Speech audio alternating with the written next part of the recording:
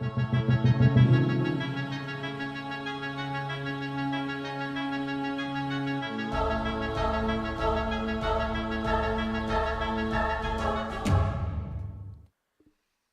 up, bros? This is the All Bros podcast. He is Jonathan Rose. And he is Caleb Albers? The hell? Huh? I switched it up a little bit. You like it? Sure. No, that was cool. I like that. Don't you lie to me. No, okay, no, it was cool. I like you switching it up a little bit. Gotta keep with the times, right? I guess so. Anyway, we are a couple of aspiring filmmakers that love to watch and critique movies, but also enjoy a lot of bit of the nerd life. This episode of the podcast is going to be a little shy of news items. The only thing that we got is in this week's sneak peeks with the trailer for the movie Us, which is going to be directed by Jordan Peele, and it looks sketchy as all hell. But looks so good. And then for our main event of the evening, we're going to have our second annual All Bros End of Year Awards, and we're also going to combine it with our what we're excited for the new year. So kind of like the beginning of the year, episode 2. Yep. Since this is the last episode that we will be doing in 2018. So what we're going to do with Shit, then. that. Oh, I better catch you off guard with reference fails. I don't think I really can on this episode. I don't know. I'm referencing a lot of movies. You Okay. you probably get me. Timer's ticking. Yep. So what we're going to do for this episode is talk about our top 10 movies that we enjoyed this year, ones that we've actually seen. So not every single movie from 2018 made it into this list because life keeps us busy. Yep. And Exactly. then, so we're going to talk about our top 10, some honorable mentions. And then for the beginning of the year, we're going to talk about our top 5 movies that we're excited for, and then some honorable mentions with that as well. So, without further ado, let's do this.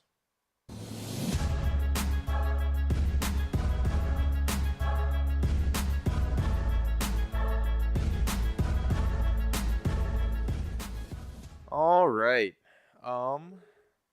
So, like I said, we don't got anything in Adventures in Hunting, no Through the Wall news. So that takes us to this week's sneak peeks, where we're going to be talking about the trailer for the movie Us. And like I told you when we watched it just now, Yeah. bloody hell, freaking Jordan Peele is messed up in the head. That's what makes him such a great director. It is. Yeah. Very, very true. You know what's So- you know what's the funniest thing? I still haven't seen Get Out. You But- still haven't seen Get No. Out? Nope. You need to go see Get Out. I know. And then you'll understand just how funky this trailer is. Dude, I'm on board already with this movie, even though I haven't seen Get Out. Yeah. It looks great. I love where he's able to take horror movies like this. Oh, I'm excited. It's interesting. Yeah. So it opens up with like a family at the beach. Mm-hmm. Little boys wearing like, was it Chewbacca? No, it's not a Chewbacca mask. It kind of looks just like a painted mask. What you think it was just paint? I thought it was Or- Chewbacca. It looked a little like Chewbacca-ish from when he was It wearing might it have on his been. head. I'd have to watch the trailer again. Yeah. So it starts with them on the beach. The little boy runs off and sees this stranger just standing there, and then the mom freaks out. And the mom is played by, I don't know her real name, but Lupita Nyong'o. Lupita what? Nyong'o. I think Nyong'o? that's how you say it. Yeah, Nyong'o. There's no way in hell I'm ever gonna remember that. So the mom's played by her, and most people will know her from Black Panther. She played Nakia. Yep. And then the father of the family is played by M'Baku. It's a Black Panther reunion. Yep. A small one, but a Black Panther reunion No, nonetheless. yeah. So the tag. So I'm assuming that's the tagline for it. That you're your own worst enemy. Yeah. Which I love that so much because yeah, it's true. So in the trailer, you kind of see they're fighting themselves. It's kind of like they're seeing a mirror image of their own family, Hmm. and but they're deformed in a way. They looked Yeah. like Nakia's character looked a little plasticky. Wasn't like one missing their lips. Yep, the Okay. little boy, Yeah. the clone or whatever it is of the little boy. I wonder where he's going to take this. Yeah, I'm interested. I don't know, like, so this comes out in March, I think, or when did If it? I remember right, yeah, Okay. March. Um, I don't know. I really don't want to see anything else. I don't want to get a second trailer or anything. I want to, like, I feel I know enough about this movie to just go in and like have my like mind blown of like what Jordan Peele is able to come up with. It's it's a trippy. It's a trippy trailer. Yeah. Yeah, I want to go see it. I feel like it doesn't look like it would be super scary. No, it You does. know, It looks more like kind of like a thriller, kind of. yeah. Yeah.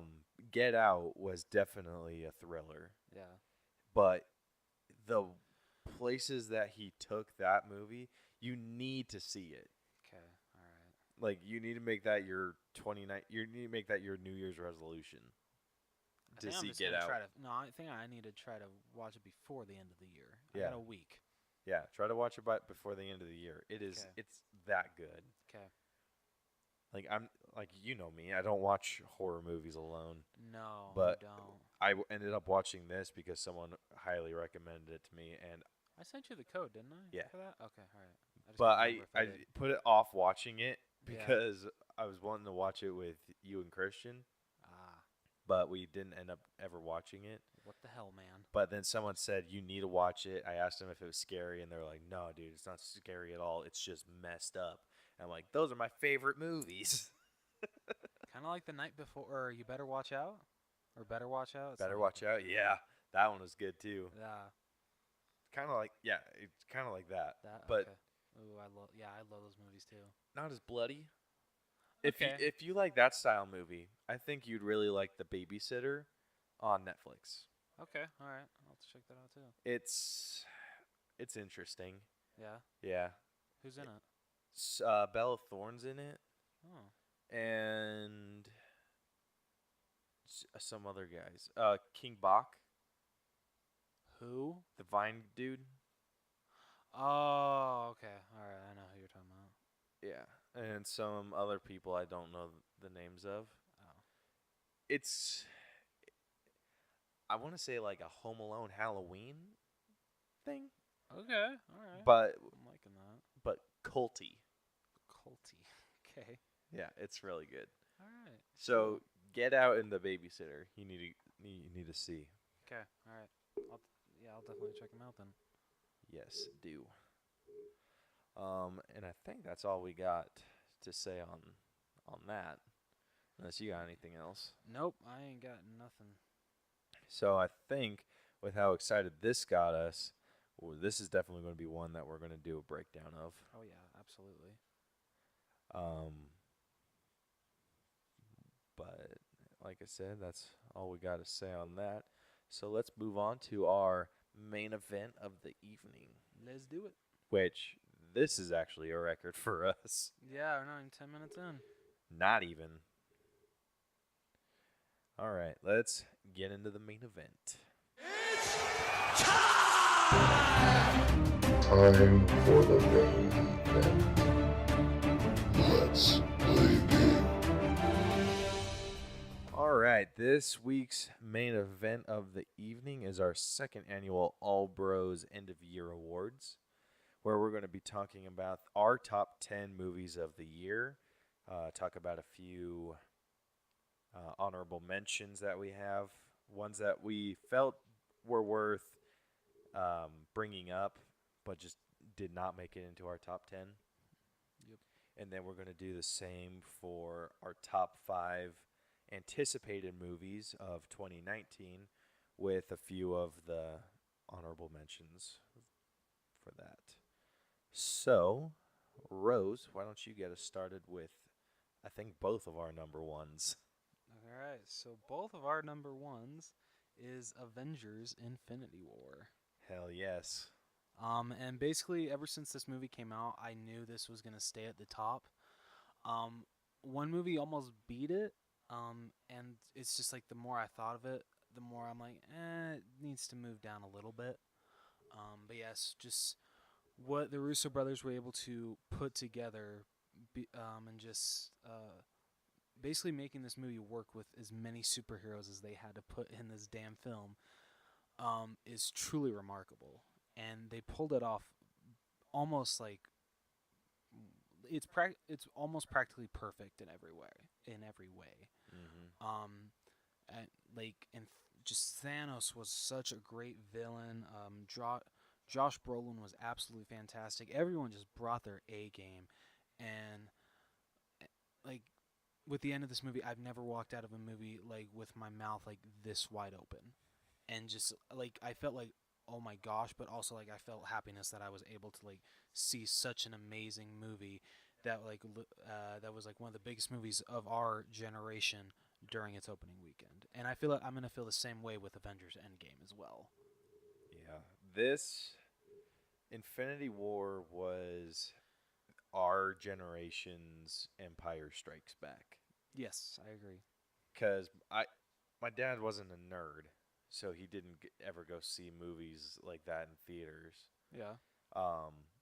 But I know friends of his that were super nerds, and one of them talks about seeing Empire Strikes Back in theaters, and they said it was just mind-boggling with the reveal of Darth Yeah. Vader being Luke's father, and it just blew your mind open. Do you And- sometimes sorry. What? No, do you sometimes feel like this wasn't a movie, this was more like a ride? Like one of the best rides you've ever been on? This was an experience. Yes. Okay, I like that way better. And I would dare say that this movie, this plot twist and everything, may be even greater than Empire Strikes Back. And this is my reasoning behind it. So Okay. feel free to disagree with me if you want. Okay.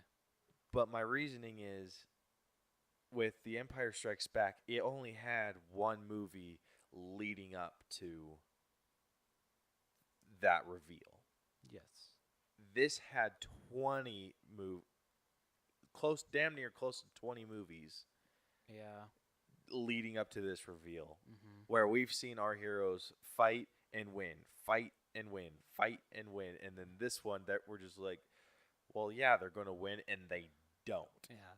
I did not think that he was going to like I don't know, I thought that he was going to get all the Infinity Stones, but I didn't think he'd get them all in just one movie. I thought it was going to be split into like he gets how many Infinity Stones are there? There's 6, right?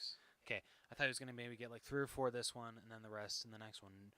No, like it completely took me off guard when he lands in Wakanda and he's able to get the last one, and like he Dude, just with like each thinking one, of how I felt when Thanos like won, I'm like, holy shit. dude, so my initial thought, like, I was in like all types of denial going through this, watching this movie. Yeah. So when I was expecting him to get a few of the stones, like maybe 4, because I knew Doctor Strange had one and then Vision had one. So I was just like, okay, so we're definitely going to see him get the Power Stone. Yeah. And are probably going to see him get the Space Stone. And then when he got the Reality Stone, I was just like, okay, that one's fair. That was with the Collector. The Collector's kind of a puss. Then when dare you say that. when it came to getting the Soul Stone, I was like, this is something that they have to do. Like, this is something we have to see. We have to know where the Soul Stone is. Yeah. So then he ends up getting it, which reveal right there, freaking Gamora dying. Yeah. I'm hoping that's Still not too permanent, soon. dude. Dude, I hope not either. I hope none of these deaths are permanent. I know. Especially the Black Order. What? No, the Black I'm Order. still could s- bitter. I'm still bitter that every single one of them died.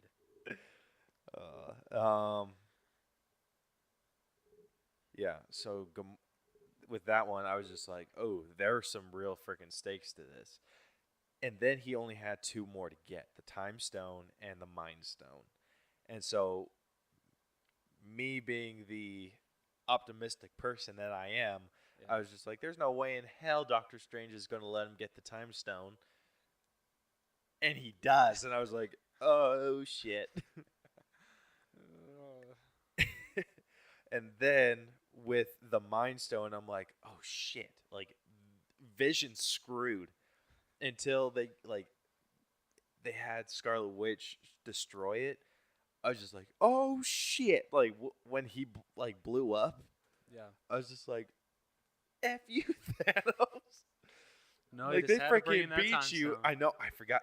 I forgot about the Time Stone. Yeah, like, I even did though he too. had just barely got it, I completely forgot what it could do. Like, yes, they actually won. They did come through, but nope. Yeah, when I saw the world going back, I was like, what?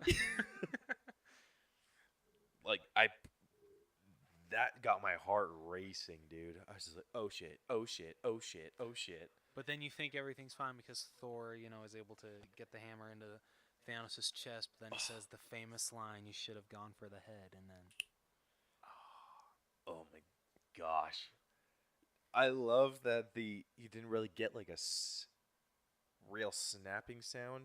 You saw the snap, but all you heard was Thor yelling. yeah, I mean, you heard a little bit of the snap, but it A was little. mostly Thor. Yeah, Thor screaming no. And I loved that. I did too. And then it was just absolute and utter silence in the theater, watching everyone disappear and Tom Holland disappearing. Oh, that's Oh my gosh, broke my soul. Cap's last words are still like they still get where he's just like, oh gosh. But I mean, he doesn't say gosh, but but yeah, just and then doesn't it just end after he says that? No, it cuts to Thanos Oh, out on yeah. the farm. Oh yeah, my bad. I forgot about that. That is interest. That scene, I feel it's super it was super quick, Yeah. but it is an interesting thing for It- me. It really is. Just the thought, you have everything, you can do whatever the hell you want. It's in the palm of your hand, the power to do anything, Yeah. to go anywhere, and he chooses to go and live on a farm.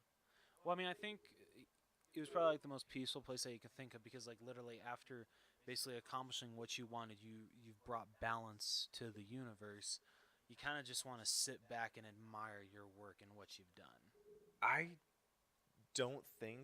I think that was his plan it was his plan from the get-go. Yeah. But I don't think he expected the toll. Yeah, because that Infinity Gauntlets, that thing's fused to his hand now. Mm-hmm. That ain't coming off. Yeah, no shit. But I always thought that was super interesting because if you have unlimited resources, you could do anything. It's kind of like the problem I had with playing Minecraft on creative mode.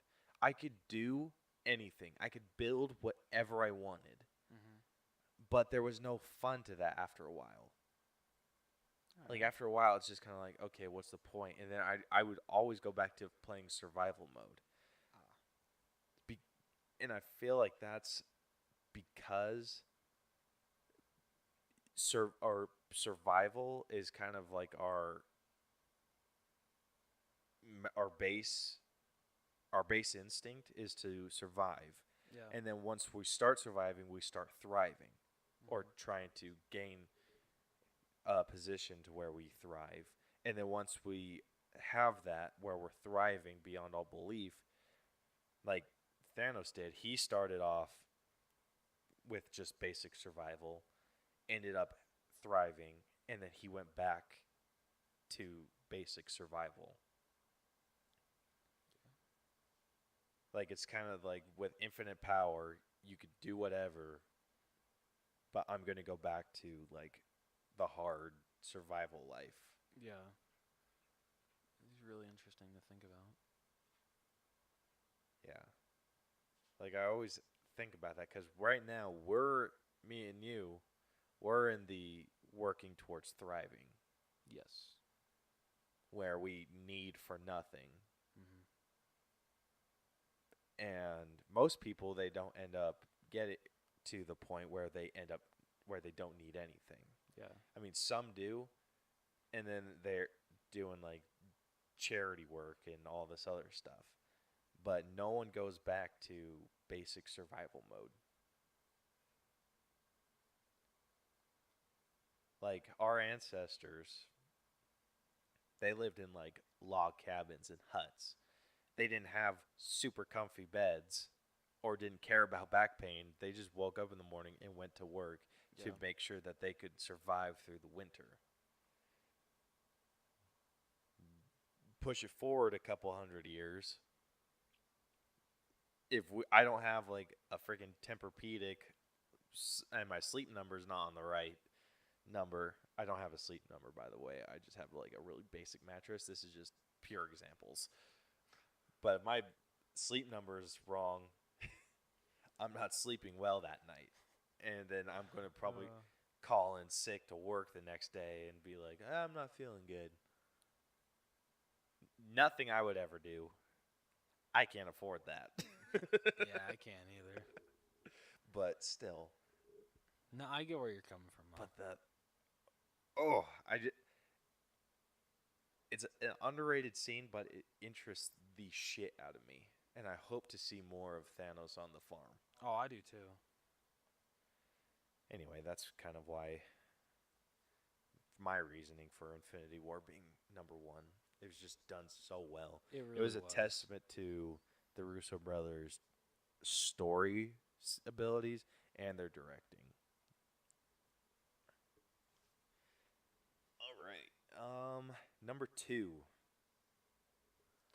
wanna So go what or- is your number two? My number 2 is Black Panther.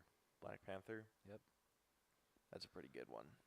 What they were able to accomplish with this movie and story, the characters. I walked out of the movie theater being like, I literally had nothing wrong with that movie. I enjoyed the whole thing. It was a good time, great story. It was a really good movie. Yeah, I think it got a really hard time from the critics for not being an action-packed, crazy movie. Yeah, I mean, and there are some like questionable things, like some of the CGI towards the end is Yeah, questionable. but Marvel, they're better than DC's. Oh yeah. Well, I mean, if you But- have you like watched Black Panther recently?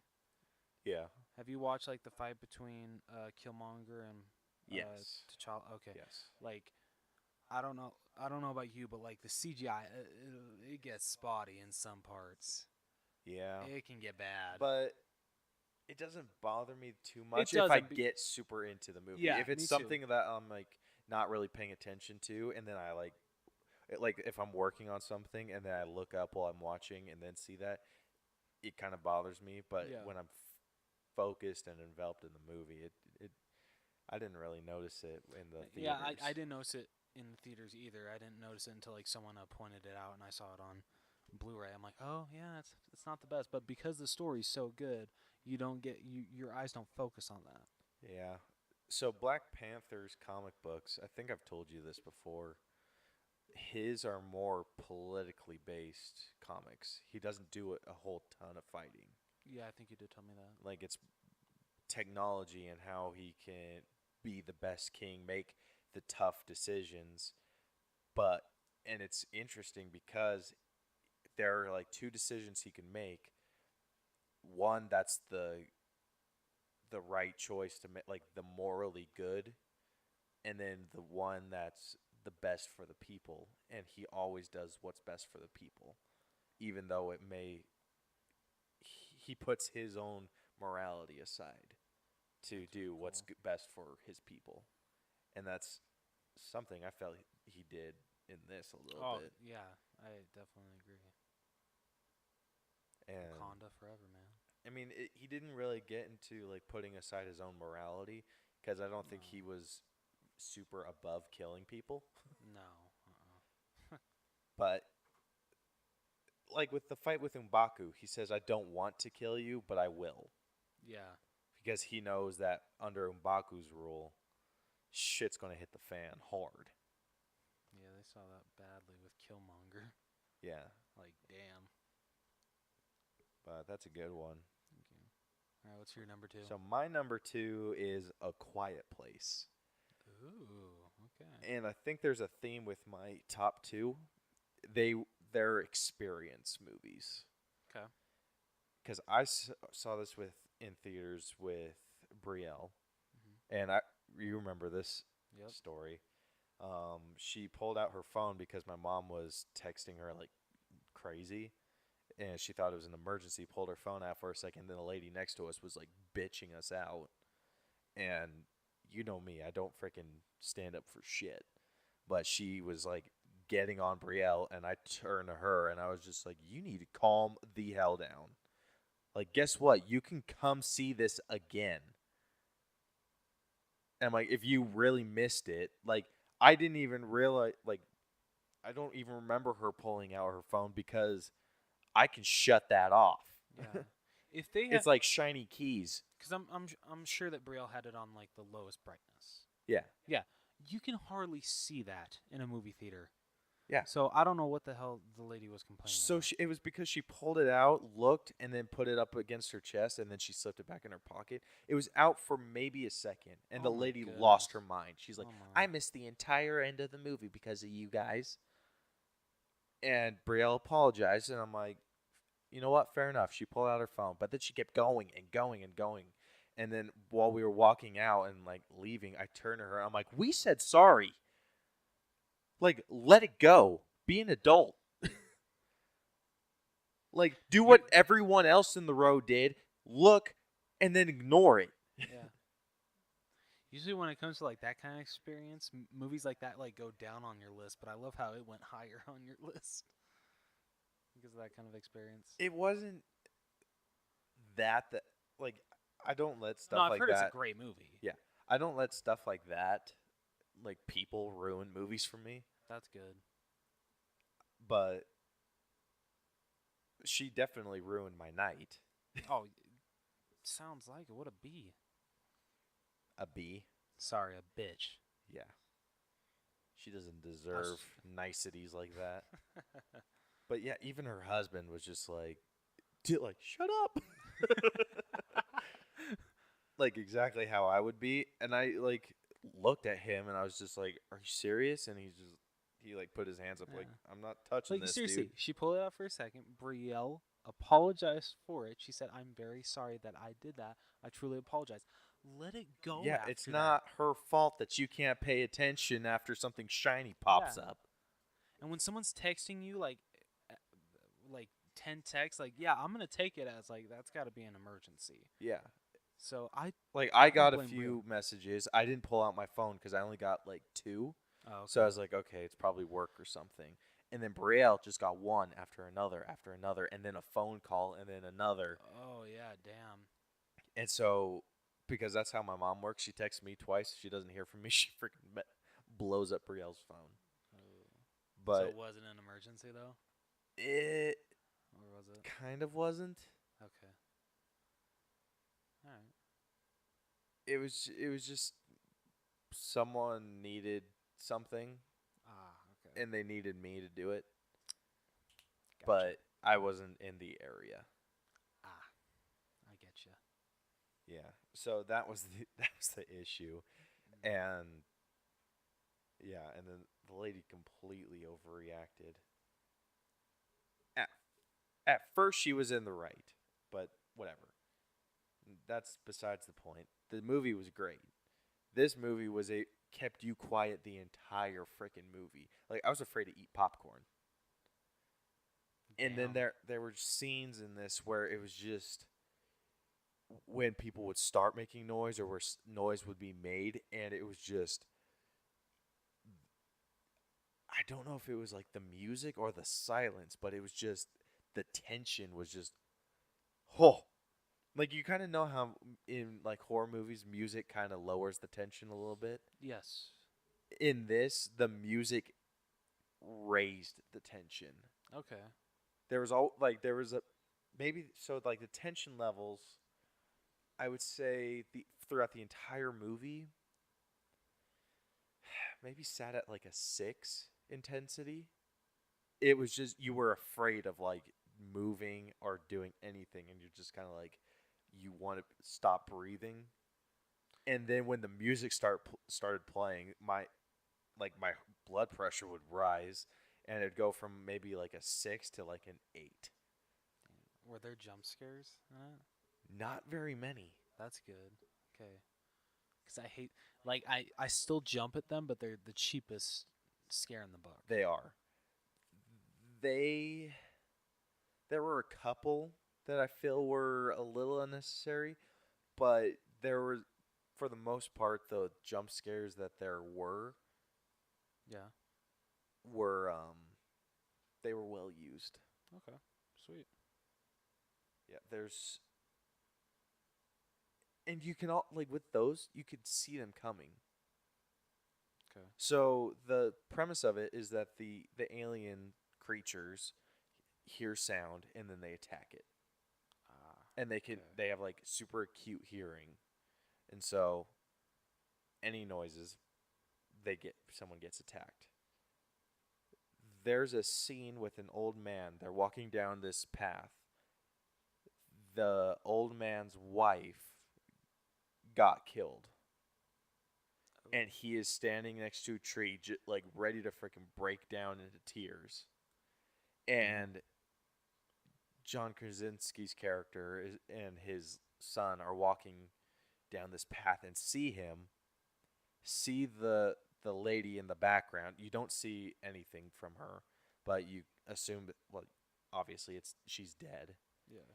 And then you see him like shaking and just super upset, and John Krasinski's character is like telling him like quiet down and stop, and then you see him start to yell, like see him start to shake, and then like open his mouth and yell, and John Krasinski's character grabs the boy and just runs, and seeing the old man's face while he's starting to scream is intense. And then the jump scare from that is the alien creature comes and kills him. But it was well, that was one that was super well used. Okay.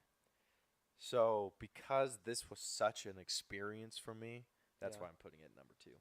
All right. Cool. Okay, number 3. All right. Number 3 is Christopher Robin for me. That's the same for me. Hey, sweet. Hell yeah. Yeah. So like I I took a picture of the movie poster after I saw this movie and posted on my Snapchat the caption, I needed this movie right now, because I really did. I was going through a little bit of a tough time. And it had been a while with a movie that I had such a huge smile on my face. Like I don't have really any problems with this movie. Ewan McGregor was great as Christopher Robin. The voice cast for everybody in the 100 Acre Wood was great. Eeyore is my spirit animal now. Just saying. Just It putting that used out to there. be like Piglet for me. Now it's Eeyore. Yeah, I'd have to say Piglet. Yeah, it was Piglet for me too. But yeah, just I absolutely adored this movie. It was great. Dude, it was a super solid movie. It brought me back to my childhood hard. Same. And I love the newer aspects that they brought to it with them crossing into the real world. Yeah, I thought I wasn't gonna like that, but no, I did. I really did. I think it fit. It did. It worked. I like their whole concept for the entire movie. The sometimes nothing is the best something. Yeah. or what- doing nothing leads to the best something. Yep. Yeah. And with Christopher Robin getting lost in the 100 Acre Woods and it raining, and then like after he gets like knocked out, and then Yeah. the water, he did nothing, and it led to the best something, which Yep. was him getting out of the pit. That was really cool. Like I just love that. Me too. But yeah, seeing the gang back together was just Ah, awesome. Huge smile on my face. Animation was amazing. It was. They It- felt like how I kind of thought they would. Yeah. I still question why rabbit and owl looked like actual real creatures, but yet the other ones definitely looked like stuffed animals. Well, the other ones have the stuffing, Yeah, but, but like Rabbit never did. didn't? Oh. No, like that's the weird thing with Rabbit, because he would be drawn as a real rabbit, Yeah. but there was always a rabbit toy, because like you remember the books, right? Mhm, yeah. On the toy chest, or from the old show, on the toy chest there was always a little rabbit. Oh yeah. that's Toy. true. Was there an owl toy? Don't remember there being an owl toy, but I'm sure there was. Okay. I'll have to go watch one of these old clips. Yeah. But yeah, I don't remember. But there was the original gang. You saw Kanga and Roo. So everything that they did in this movie fit really well. Like you said, the only thing that didn't fit really well with me was Rabbit and Owl. Yeah.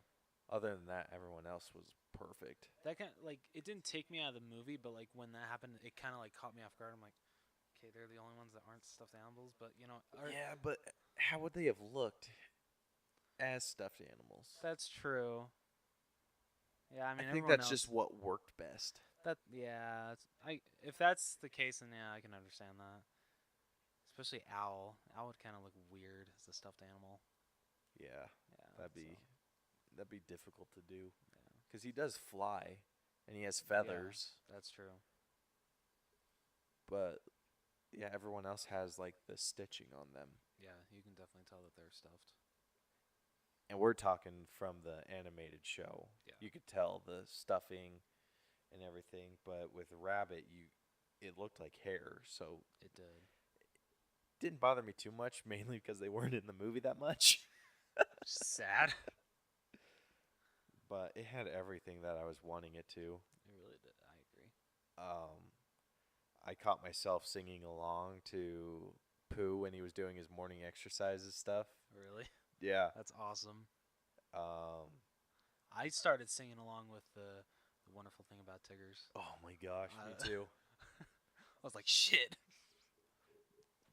I really. I hope told Brielle the only thing that could have made the movie better was if they did the Little Black Rain Cloud song, but I understand why they didn't. Yeah. That's the only thing that could have made it better. But I- other I than that, it agree was with like that. friggin' A+ Yes. in my book. It was great. All right, number 4.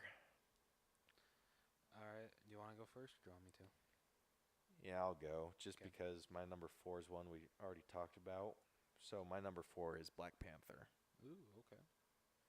Um, Any thoughts? You want to add? no, I think it was just a fresh take on a superhero origin. It was. I completely agree. Like, it was fairly different, stood apart from everyone else. I didn't mind the lack of action, like most people did. They're just like, it wasn't that actiony, and then, but people always bitch and complain that say there wasn't enough, or there was too much in other movies, and I'm like, you know what, whatever. That's not who There's Black no- Panther is. There's no pleasing everybody. Yeah, It's Black just Panther like- is a king. We want to see him do king shit, Yeah. not freaking fight everyone. If you read the comic book, I think you'd enjoy it a lot more. Yeah. So those are my only comments for that. Alright. So your number 4? My number 4 is Halloween. That's a good one. Yeah. Well, how would you know? You haven't even seen it yet. Well, I'm- the way I'm- you keep talking about kidding, it, I'm you know kidding. what? Forget you. I'm kidding, bro. I'm kidding. So I do have a couple problems with Halloween, but the pros outweigh the cons to me because I feel this was a perfect way to bring Michael Myers back. It was great to see Laurie Strode back. I love that they basically retcon the whole series, and it's the first one only happened, and Michael's just been locked up for 40 years. Um, like the tribute to Dr. Loomis was great. Like the audio clip that they had of what he said after the events of 1978 when Michael went on that killing spree. Um, just like everything. Like the guy that played Michael Myers, James Jude Courtney, I believe he killed it. He might actually. I'd have to watch Halloween again, but he actually might beat Nick Castle for my favorite Michael Myers ever. Ooh. He was just ruthless, and I'm just like, yes, this is what Michael Myers is supposed to be. Because I think it was like one of the clips that showed of him killing someone, and someone commented, "Why is she like that? Michael Myers is not that ruthless. He's not that bad." And it's like, well, did you hear what John Carpenter came out and said? He's like, Michael Myers is the epitome of pure evil. So, like, of course he's gonna be ruthless. He literally has no soul. Like, what what emotion he used to have is completely gone. Like, he's literally a walking zombie now. Like, and all he wants to do is just kill. He like I said, he's pure evil. That's what Michael Myers is. You definitely get that from the first one. Yes, you really do. And just yeah, like really, really great sequel.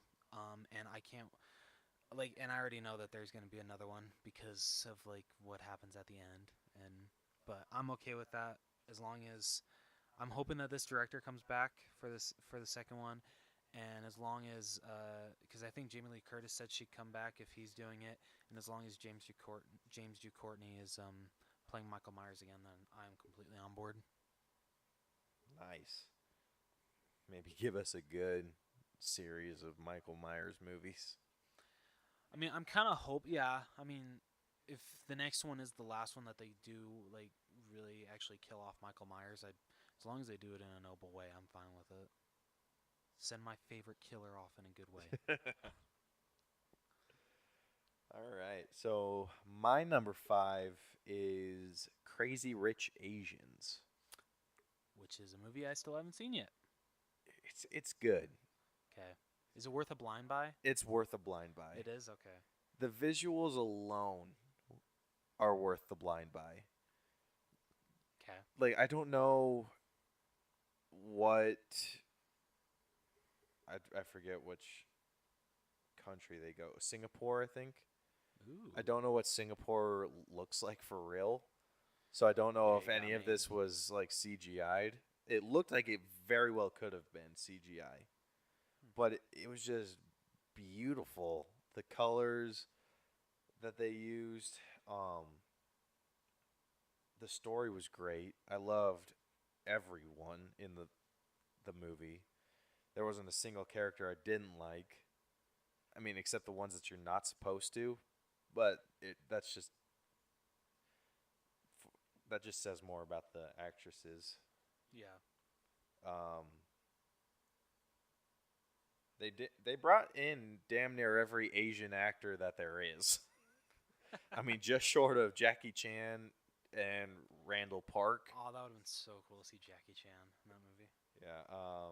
Ken Jeong was in it. Yes. He is hilarious. I love that guy. But yeah, the story was great. It was really a movie that I think Brielle needed to see at the Okay. time because it's kind of about a mother's perspective of giving up her son to someone that maybe she doesn't approve of, Okay. and you get why. Yep. I do. And like the stuff that she does to kind of prove that she's worthy of him, Mm-hmm. to prove it to the mom, and it's Okay, yeah, now I it's gotta good. see this movie. It's I really gotta. good. Like, Should I watch that or Quiet Place first?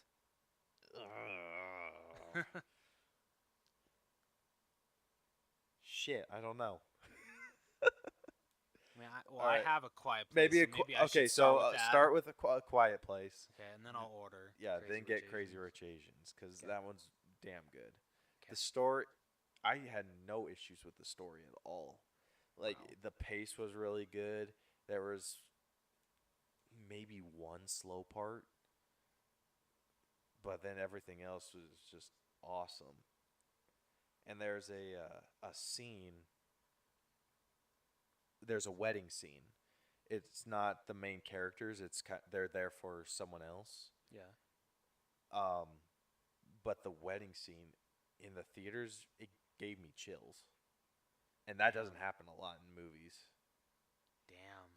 Yeah, it was damn That's good. crazy. Everything worked together. The visuals, the the music worked really well.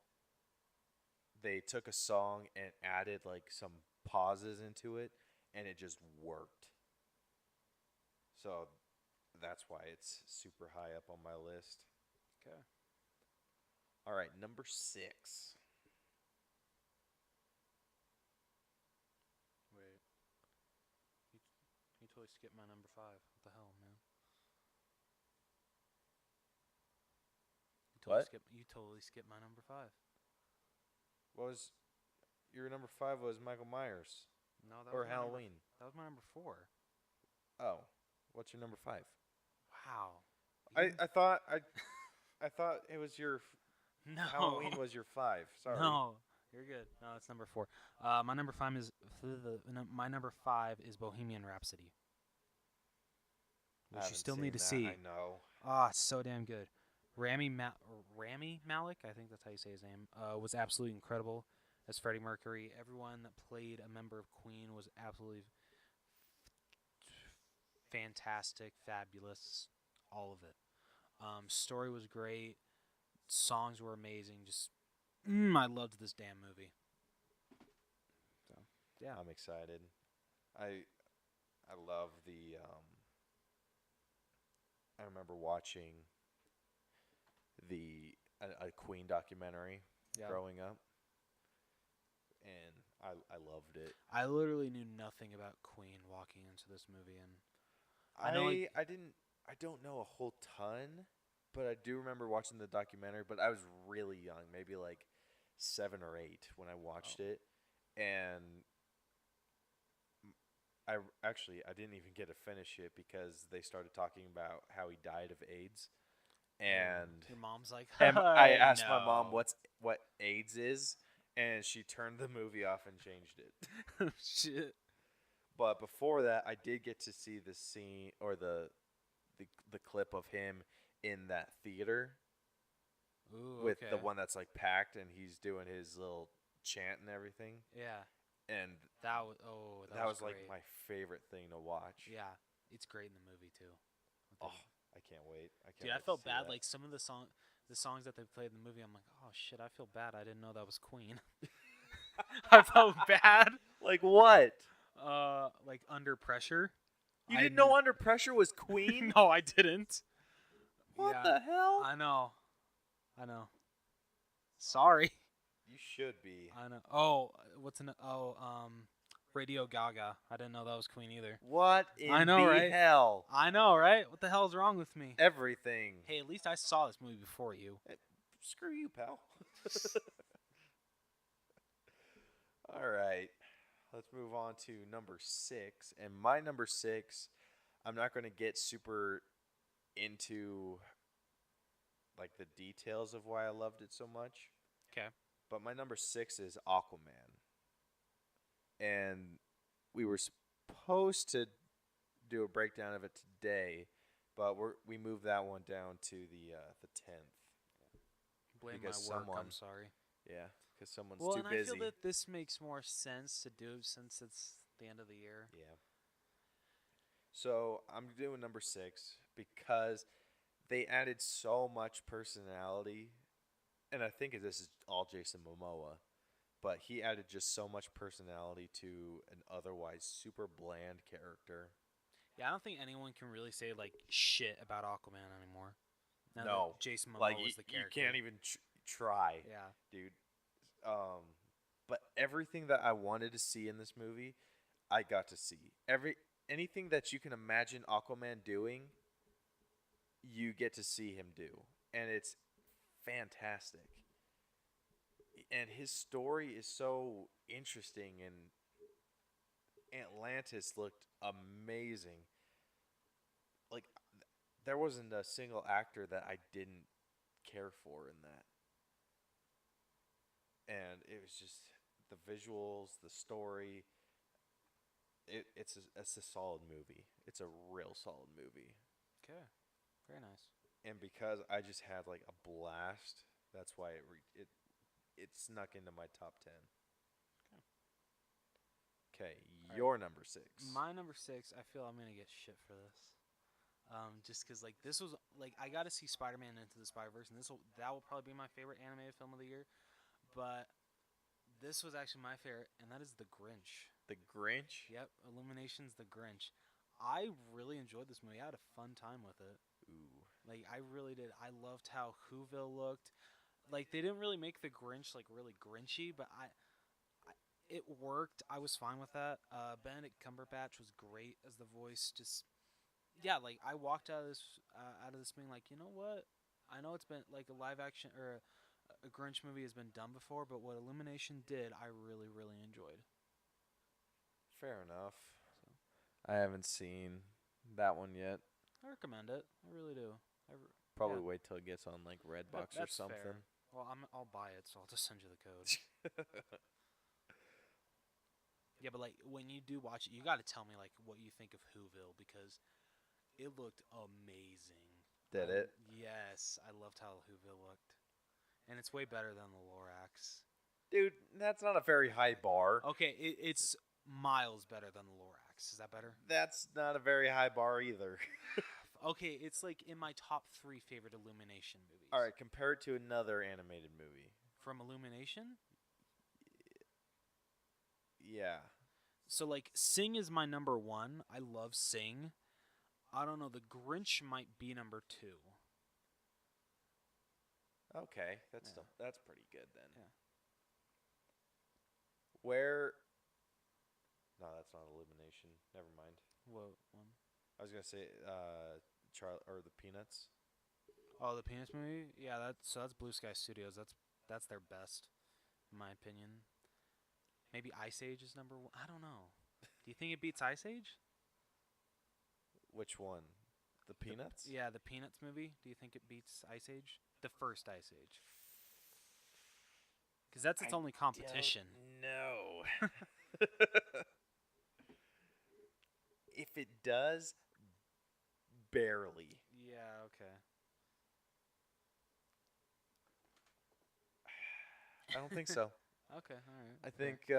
think Ice Age may be a little bit better than Peanuts. That's fair. What they were able to do though was fantastic. Oh yeah, for sure.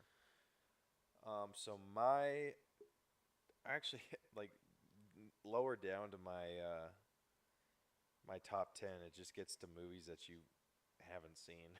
Like Okay. 7, 8, and 9 I'm pretty sure are ones that you haven't watched. Okay. 7 is for me is Alpha. Yeah, never seen it. Yeah, so it's like that caveman movie. It's the story of like the first dog. Oh, okay, it's that movie. Okay. Yeah. And it was super good. It was really good. They did use slow-mo a little bit too much, I felt. Kind of hate it when movies do that. Yeah, but it worked just enough. But it was interesting as hell. Seeing how they introduced the dog or the wolf to humans. So the way that this worked, because I'm pretty sure you're not going to watch it. Yeah, probably not. Sorry. Yeah.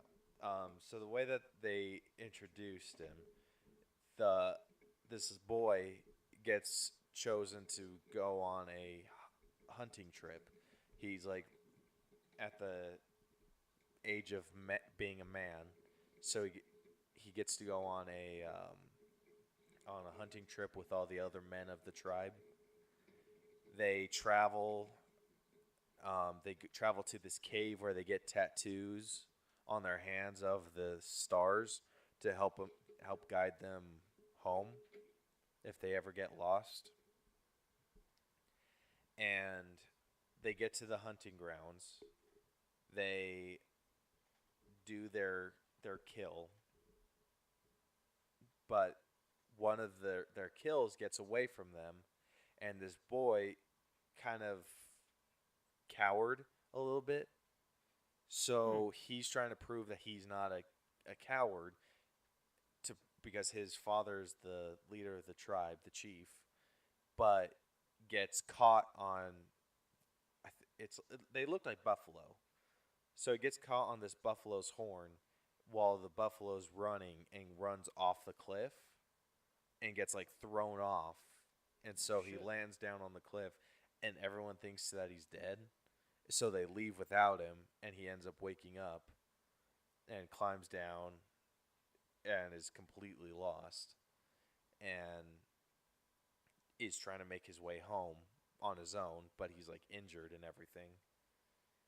So he's staying the night somewhere and these wolves come and he takes a knife and stabs one, which made me want to freaking cry.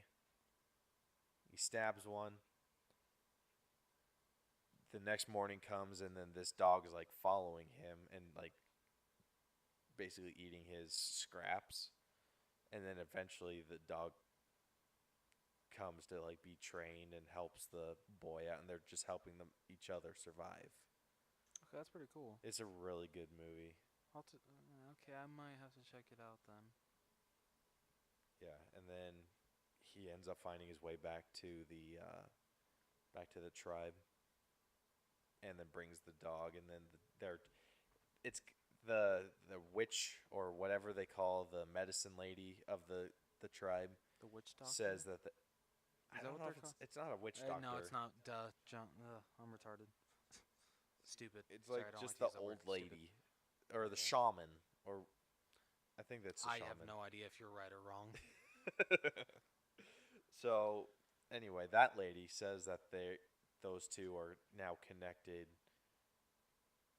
by the spirit, and then the dog ends up giving birth, and then they just use the dogs for hunting, and then that's the story of how dogs became man's best friend. But Interesting. it's good. Yeah, Okay. I enjoyed it. So what is your number 7?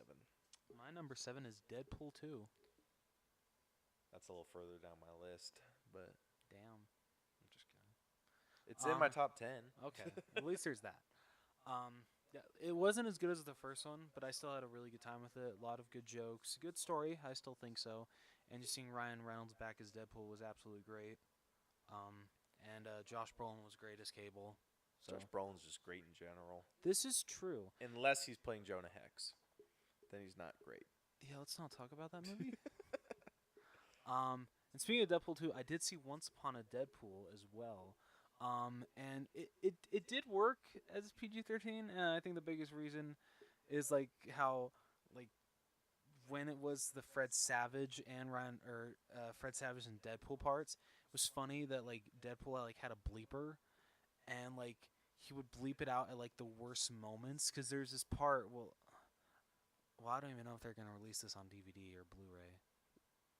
Let's just do a quick spoiler alert. Okay, this is spoiler alert. And it's probably like the best joke of the movie. He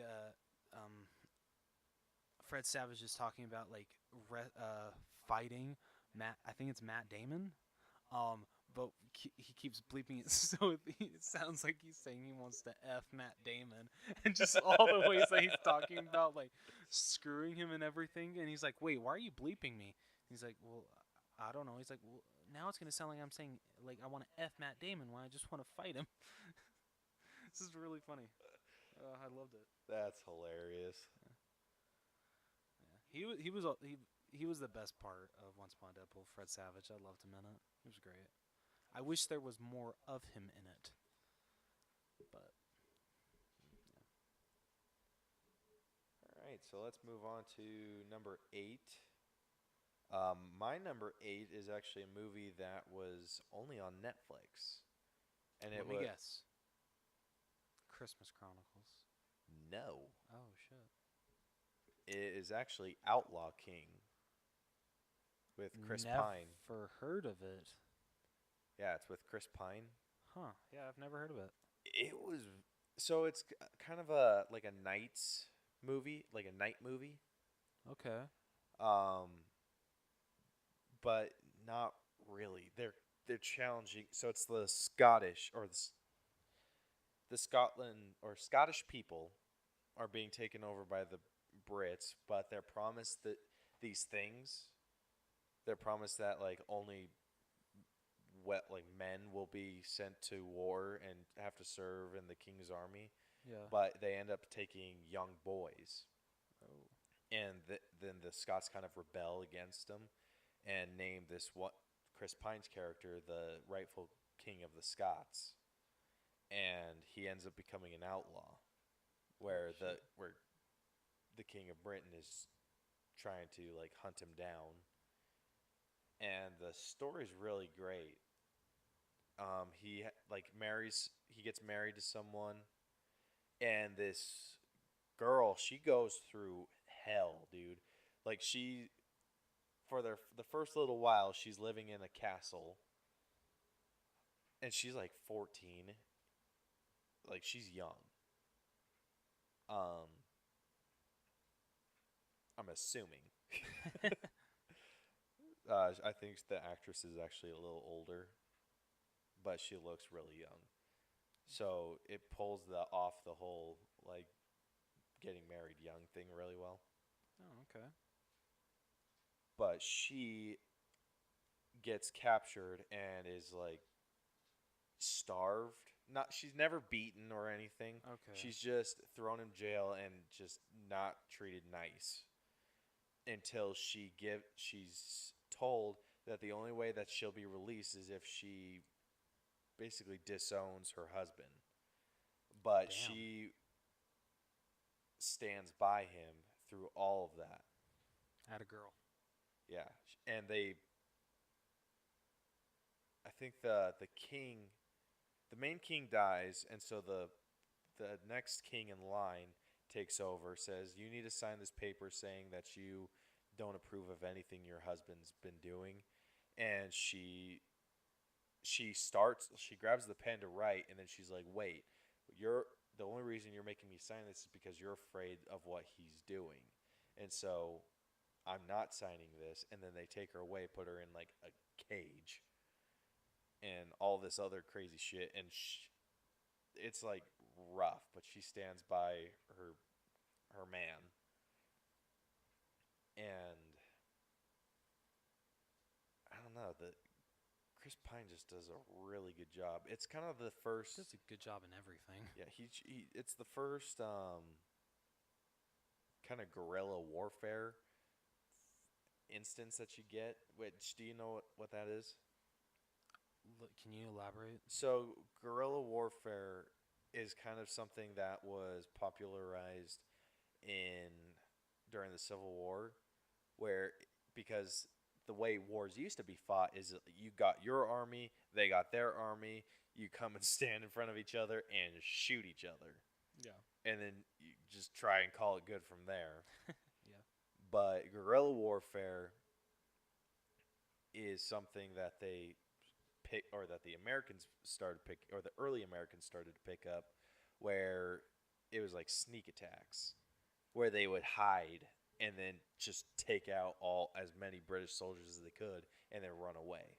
Okay. So in this, it wasn't quite like that, but it was like kind of a lesser version of that, where they would use, because the Scots were used to swamps and stuff, and the British weren't. They were used to fighting on like hard soil. Mm-hmm. And so they would challenge them, like their main battle, they challenged them in a swamp, and it threw everyone off. Like the horses weren't used to it, the people weren't used to it, and they were fighting big old bulky armor that was getting sunk down into the mud. And then the Scots just knew how their land worked and were able to win against a superior army. Like I think it was like 2,000 people against like 20,000, and they ended up winning. But they were like crazily outnumbered, and they ended up winning because they retreated. And then Damn. yeah, it was a rough day to be a Brit. No kidding. Holy shit. I didn't think I would like this movie, but Brielle picked it out, Yeah. and I really ended up getting into it. There's a lot of politics stuff that I just did not get because I'm not a very political person. I'm not either. It's kind of like Star Wars. It's like a historical Star Wars where they talk about like the political stuff for a while, and you're just kind of like, what? And then they start getting into more just the fighting style and everything, and you're like, okay, now I know what's going on. But it's good. Alright, I'll have So to check it out then. yeah, it was good enough to crack my top 10. Which is always good. All right, my number 8 is 8th grade. Which. Did you do that on purpose? What do you mean? Eighth grade. Oh shit! I didn't realize that till now. Oh sure, yeah. Let's say I did. So, after seeing the trailer, I knew I wanted to see this movie. But I did not expect to really like it as much as I did. Because the stuff that's like happening in 8th grade nowadays is like completely different from how I dealt with it in 8th grade. But Ella Fanning's performance is absolutely amazing, and just I think the story just runs very well, and you still can relate to it tremendously, even though like you can't like relate on what's going on with 8th grade. These times you can still relate to being in 8th grade, because 8th grade's really not the best. It's not. Dude, 8th grade was my worst year ever. 7th grade was mine. I hated 7th grade. I hated 8th, dude. Like everyone was telling me that that's kind of the year that you try to find out who you are. Yeah. And I felt that was true, but it just sucked. They do touch upon that in this movie also. It's the year to find yourself. But yeah, everything was well done, well shot, well acted. Really, really enjoyed this movie. I'm gonna try to buy it this week, so I can send you the copy, because I really want you to see it. Yeah, I'll give it a watch, even 'Kay. though I really don't want to remember my 8th grade year. I'm sorry, Dude, man. it was so bad. If I had to suffer through it, you gotta suffer through it too. Dude, my 8th grade was so bad. So that was the last year that I spent at American Fork Junior High. Oh yeah, that's true. We And- weren't even talking then, were we? Not really. Yeah. We were in a couple classes together, but I don't know. I had my friends and you had yours. Yeah. Yeah, sadly, me and Caleb haven't known each other since we were little kids. If only, right? Nah, we did meet that summer, though. Or start talking more that summer. I thought that was the summer 9th grade we did. Or the summer leading into 10th grade. I thought it was the summer leading into 9th. Oh, wait, shit, yeah, it was. Oh, yeah. It was. Yeah, that's when you, like, moved into the ward and everything. Oh, yeah. Yeah, and then we played Toy Story 3 at your house. Yep. That was fun. It was a good summer. Yeah, that was a pretty great summer. But yeah, 8th grade was rough. It was mainly because I wasn't a very good student. And dude, I'm the weirdest person. So when I say that I'm a bad student, or that I was a bad student, Yeah. everyone just assumes that I just got really shitty grades because I didn't do well on the homework, or I didn't turn stuff in, which is partially true. I didn't turn it in, but I did the homework. So I would do it Okay. in class, Yeah. and then when it came time for it to be due and turn in, I would just kind of forget about it. Like, that happened to me.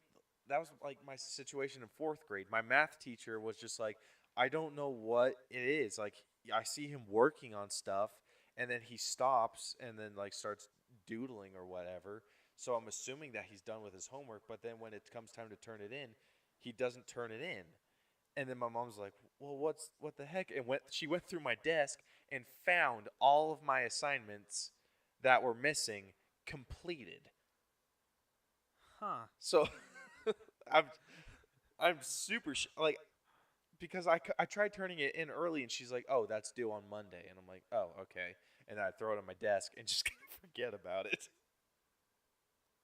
Yeah. There's some teachers that won't let you turn in stuff early, and I kind of hated that.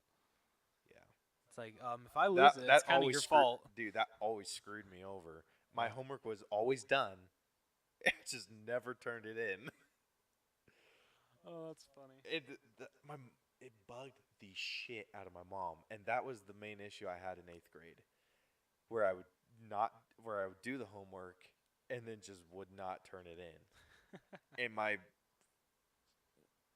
that was like, I think that was the first year my mom let me get a locker. Oh. So that's where all my homework went. Of course. Like, it got to the point where I would just kind of fold my paper in half and slip it through the slot. Like a freaking mailman. Oh, And then that's I would amazing. open up my locker on, like, I never opened my locker. And so when my mom was just like, all right, we need to find these assignments. Are they in your locker? And I'm like, probably. And then she'd, like, open it, and then all these assignments came out, and we found all the assignments that were missing. You got half credit on all of them? Yeah. And then that's what freaking screwed me. And my teachers were impressed. They're just like, well, he's getting all the right answers. He's doing the work. He's just not turning it in on time. And that caused some major issues because my mom thought I was slacking off and just like being a goof. So she decided to come to school with me. Which, Ooh, I wish I would have known you back then. I would love to have seen that. funny enough, it didn't bug me at all. Really? Yeah. Because I had so little friends. That's so depressing. I know. I mean, that's, I'm saying sorry. it out loud, it I'm freaking sorry, I like, shouldn't laugh. yeah, but because I had so few friends and because the only people's Only opinion, people's? the only people's opinion that I cared about were my friends. Yeah. My friends knew I loved my mom. So it was all like the jocks that were trying to make fun of me, and I was just like, all right, big deal. Yeah. Like, she came to me to my orchestra class, and then she came to me to all my other classes that day, except for PE. But she's just like, she went up to my teachers and say, so he was kind of quiet this class. Is that different for him? Because she thought I was just being on my best. I was just on my best behavior, and my teachers were like, no, that's how he's always like. He's always super quiet, and she's just like, what the hell? Like, and then when PE came and my mom's like, hey, I'm leaving. I gave her a hug and gave her a kiss on the cheek and like was like, see, Mom, in front of everyone. And I think that stunned my mom because she stood there for a second and I was like, you need something? And she's like, no, and then left. And it was like in front of everyone, and then someone tried making a joke and I like completely ignored it because I didn't let that shit bother me. No, I wouldn't. It's like, I love my mom. Sue me. Yeah, I'm like, F you guys. Yeah, seriously. Trying to make me feel bad about loving my mom. What's wrong with you? There's seriously something wrong with you if you make someone feel guilty about showing their affection towards their parents. Yeah, but that shit didn't embarrass me at all. My teachers even tried embarrassing me. Like, one teacher said, yeah, so we're joined today by your Caleb's mom. and then I stood up. I'm like, yeah, this is my mom, guys. He doesn't say Mrs. Alvers or nothing. He's like, oh, no, we're joined today by Caleb's mom. Yeah, you know, Caleb Alvers is right over there. Yeah, and then I raised my hand. I'm like, yeah, that's my mom. Oh, dude, that's amazing. Dude, kudos. Bravo Yeah, to you. and my That's mom's awesome. just like, what the hell? Like, I could tell my mom was getting irritated that I wasn't embarrassed. But she went to school with Bronson, and he was like mortified. I'm not surprised. And then she went to school with Coy, same thing, mortified. But you're the only And I'm one. the one that's just like that's my mom. Like, and everyone would ask, they'd be like, "Who's that lady following you?" And I'm like, "Oh, that's my mom." And they're like, "Why'd she come to school with you today?" And I'm like, "Well, I think she thinks I'm goofing off." Then the only thing that was like the worst, the only thing I was actually more embarrassed in front of my mom than I was in front of my class. Because the teachers would say, "Hey, we need you to or it's time to turn this in," and I didn't have it. Oh shit. And I was like, "Oh shit." And then my mom would like look at me, and I'd turn around, and I'm just like, I don't have it." And then she's like, "Where is it?" And I'm like, I don't know." And then she asked if we could be excused. We went to my locker and found it, and then turned it in. And all these other assignments, and then she printed off a list of all my missing assignments, and went through them, and she's like, "All of these are in here." And I'm like, "Yeah," and they're like, "There's," she's like, "All of them are done," and I'm like, "Yeah." I was a super shitty student, dude. The only class that I tried in, Yeah. because I was really good at math, I was really good at English, but the only one I could just not get was biology. I sucked at that too. Did you have Mr. Moon? I had Mr. Dib. Oh, I didn't have him. Yeah, he was cool, but I like. he was more. He was I think he was a coach. So he was. He like. eh. Favored football players. Yep. That's how it was for, in 11th and 12th. So I had Mr. Beam, for U.S. history, and then Mr. Lehman for Gov and Sit. And I always liked Mr. Lehman more because at least he remembered my damn name. Mr. Beam could not remember my name. But then, like, you'd have them be like, "Oh, like, what's up, to, like, all the football players." But then, like, the other students that weren't on their team, I don't know, like, they kind of got, like, pushed to the side a little bit. But, whatever. Dude, my worst years were at AF schools. Hey, Like senior year was awesome. senior year was all right because it was dumb because I had to take a full schedule. Yeah. 8th grade was the worst, and it was because my mom thought I was a slacker, but it was just I was forgetful. Extremely. Yeah, and then biology I just could not get, and then that like freaking ruined me. And then I was dealing with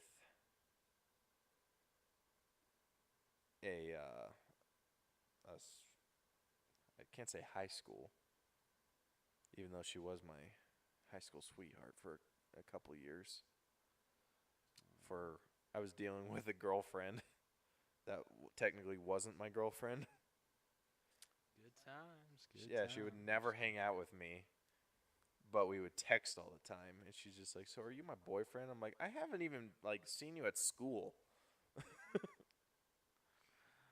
Oh, that's funny.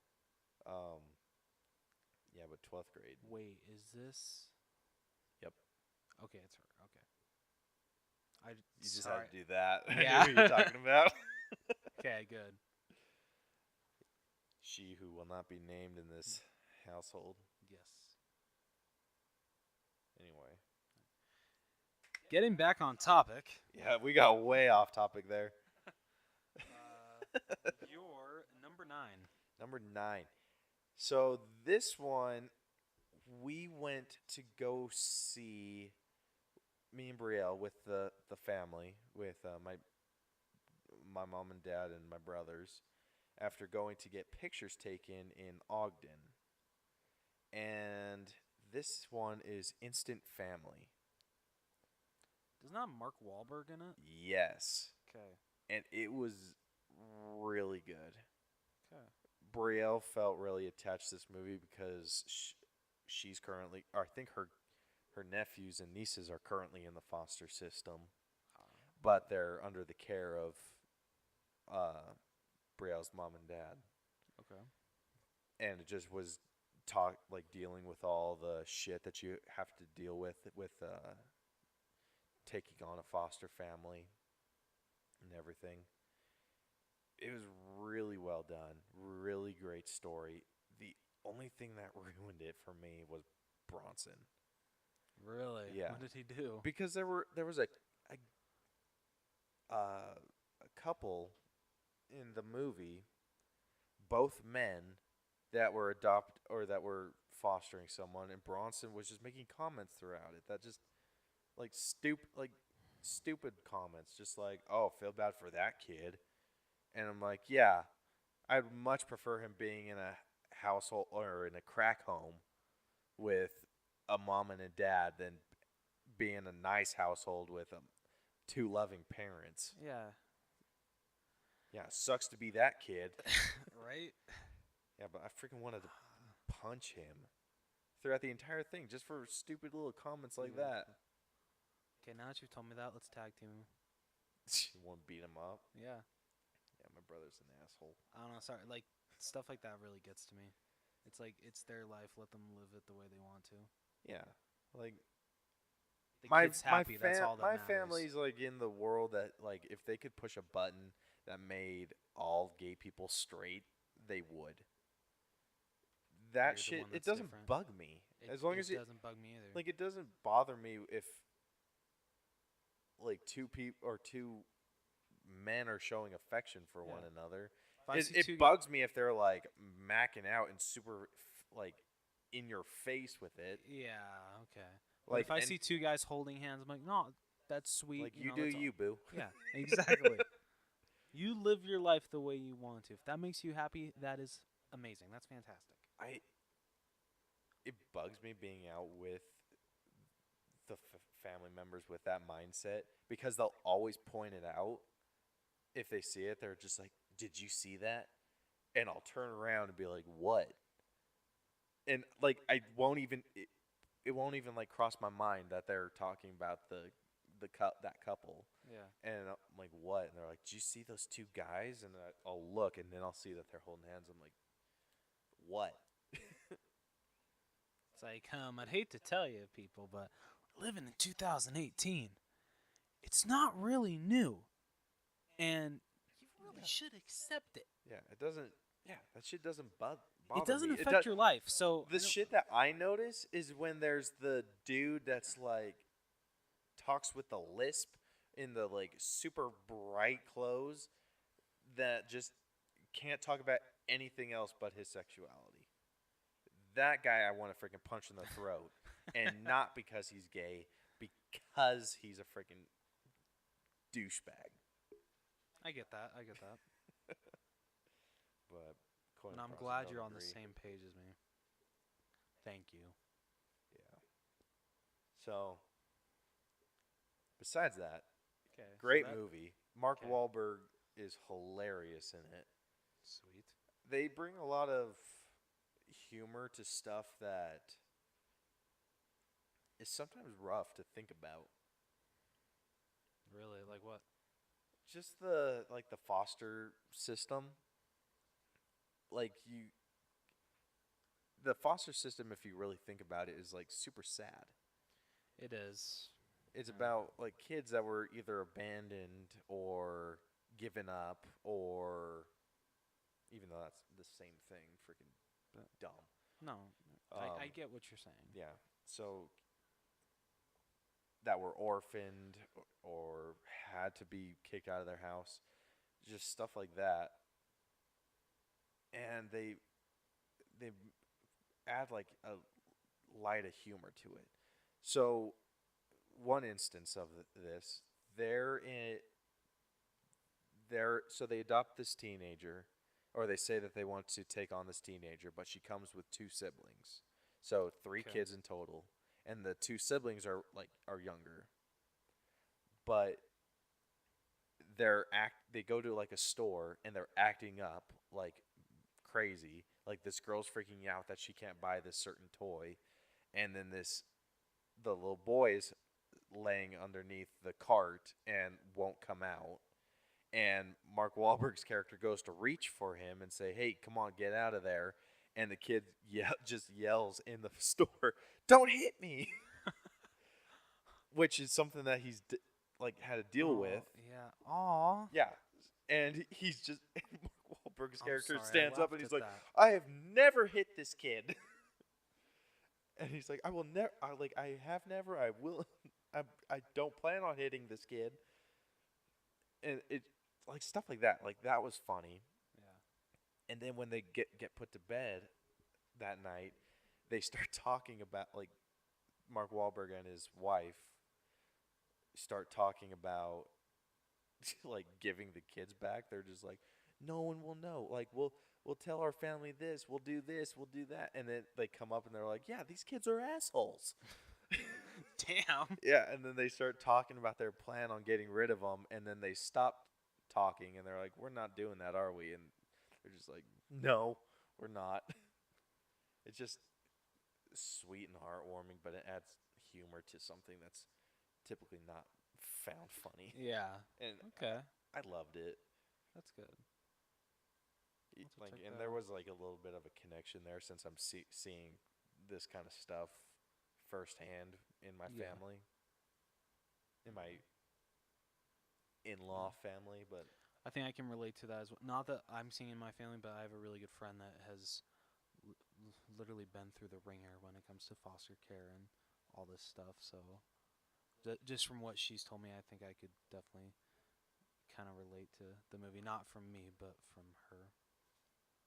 okay, so what is your number 9? My number 9 is Ralph Breaks the Internet. I Wreck-It Ralph 2. One I still have not seen. It's a very solid sequel. The first one, Wreck-It Ralph, is definitely better. I enjoyed it more. But what they did with the internet was really funny. Ralph's and Vanellope's relationship, how it grows in this movie, is great. And I think I don't know if I said this on the podcast, but Disney got me crying again. Damn it! Like I wasn't like crying, but I shed a couple tears at the end. I was like, "Damn you, Disney!" So I got a question. Yeah. So this was the issue with Incredibles 2.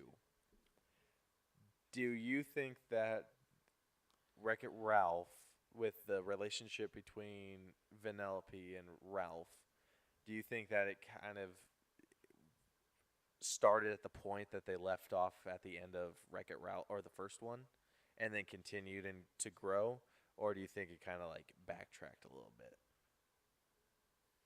Because like the one, what was the guy or what the video that you sent me with Incredibles 2? Kind of like how yeah. the beginning of it is kind of like they were all over the place and kind of back to square one again. Yeah. I'd have to see it again, but I think like it does start from like where they left off and does grow. I'm gonna have to get back to you on that. I'll have to see it a second time. Yeah, Okay. because that's something I'm working on paying attention to a little bit better with sequels Yeah. to see if it's like if they backtrack or if they grow. Okay, wait. Now that I'm thinking of the ending of Wreck-It Ralph more, yeah, it does actually pick up like right where they left off. Yeah, it's different from Incredibles 2. That's good. Yeah. So, you still think the first one was better? Yeah, Wreck-It Ralph's still better, but it's still a very solid sequel. I really enjoyed it. Like, what would you compare it to? Like this as a sequel.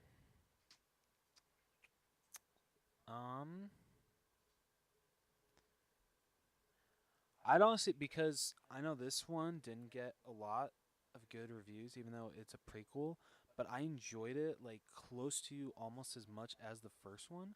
Monsters University. So you think it's more like Monsters Universe? Yeah, but that's Okay. coming from like a guy that like really enjoys Monsters University, whereas like, yeah, it's unnecessary, but I still think it's a good sequel. At least we got something. Mm. So Yeah, that's a pretty good one. Yeah, I definitely want to watch that one. 'Kay. Mainly because of the Disney princesses. that is a great part. That whole scene alone is just great. All right, so moving on to number 10. My number 10's going to be quick because we already talked about it. 'Kay. Was Deadpool 2. Good choice. I liked all of the things that they added in. I like the things that they went back and fixed at the very end. That was amazing. That might honestly be the best end credit scene Oh, or mid credit end scene. That was fantastic. yeah. You're welcome, Canada. I hate that that's censored in Once Upon a Deadpool. All those. All Like, of them? Well, no, not all of them, but like like when he. Okay, this is spoiler alert. Spoiler alert. When Deadpool kills Ryan Reynolds and Right. like blood splatters on the script, there's no blood. That's Lame. like, I'm like, oh, that kind of ruins the joke. Yeah, that super ruins the joke. Yeah. All right, but my number 10 is because I was like torn between two movies, and I'm just like, which one did I enjoy more? And I have to give a number 10 to Solo, A Star Wars Story. Really? Yeah, I really enjoyed this movie. I really did. Alden Ehrenreich was great. Alden Ehrenreich, I forget his last name. Donald Glover was great. Like, I don't know. Like, I just had a lot of fun with this movie, and I walked out being like, you know what? That was good. I really enjoyed it. It's way better than The Last Jedi, but that's not a high mark. It's miles better than The Last Jedi. And Yeah, was you it? keep comparing these movies to ones that I aren't know. that good? I know. Sorry. Was it unnecessary? Yes, but I still had a really good time. And I hate that it underperformed. I really hate that because it did not deserve to do that. The Last Jedi did. The Last Jedi should have underperformed. Solo shouldn't have. So, Yeah. and I feel the biggest reason everyone's saying is because people had the Last Jedi fatigue. They're like, I don't know if I really want to see another Star Wars movie this close after seeing this piece of shit. Because that's really what The Last Jedi is. So, yeah. Okay, so that wraps up our top 10 of the year. Some honorable mentions for me. I'm not going to get super into them, but ones that I felt were worth bringing up. So my first one is Venom. Loved this movie. Loved what they did with the character. Me too. Then Love Simon. It's one of the other honorable That's a really mentions. good movie. That's a damn good movie. It was. I liked how like it was kind of a mystery, and they threw me off, and I hated that. But it was a really good movie. Ant-Man and the Wasp was solid. Incredibles 2 was awesome. And then Unfriended the Dark Web, which is one that we watched. Yeah. we And did. that was just sweet. It's Ugh. a sequel that's far better than the first. So much better The than way the that first. where they took it was great. I very solid sequel. Yeah. All right, for me, some of my honorable mentions are like Caleb said. I'm the same with Incredibles 2. It was still a very solid sequel. I really enjoyed it, but the more I think about it and the more I've like seen it, like the more it's gone down for me, to where I liked it. I still enjoy it, but it's not as good as like I first thought when I saw it. Mm-hmm. See, Ant-Man and the Wasp, like he said, very, very good. It's like more of a small scale Marvel movie, and I think that's what it needed to be. It really, really worked out. Venom, everything that Caleb said, great. What Tom Hardy brought to the character was great. Everything was great. Isle of Dogs, which have you seen that yet? Mm-mm. Did I send you the code? Yes, you did. Okay. This was actually like a contender of my favorite animated film of the year, but The Grinch beat it out. I'm sorry. Just because Why are you apologizing? I don't know. You know how I am. Shut Well, up. knock it off. Fine. But Wes Anderson killed it again with his stop motion animation. I still think Fantastic Mr. Fox is better, but what he brought to the table with this movie was great. And then Fantastic Beasts: The Crimes of Grindelwald. It wasn't awful. But it wasn't good. Yeah. Like the first one's definitely better, and like I told Caleb, like I honestly didn't know that there was gonna be 3 parts. So when like it ended, I'm just like, what the shit? It just got going. What the hell? So yeah, I'm like, oh, well, duh, yeah, that makes sense that there's gonna be 3 parts. But I still enjoyed it for what it was. It wasn't that bad. So yeah. All right, since this is our end of the year episode, let's talk about the new year. Yeah. So in 2019, we don't have like a complete list of every movie that's coming out in 2019, but Because there's quite a we shit were ton. able to narrow down our top 5. Excited, and then we have a few honorable mentions with that as well. Yep. So number 1, I think it's it's the same. yeah. Avengers Lion King. Endgame. What? Yeah. No, I'm just kidding. I was like, oh, I thought we were on the same page there. How'd you go in there? Oh yeah, dude. Yeah. There's no competition. Avengers Endgame. Oh, so freaking excited, dude. Ugh. Clinton Barton's back, bitches. That'd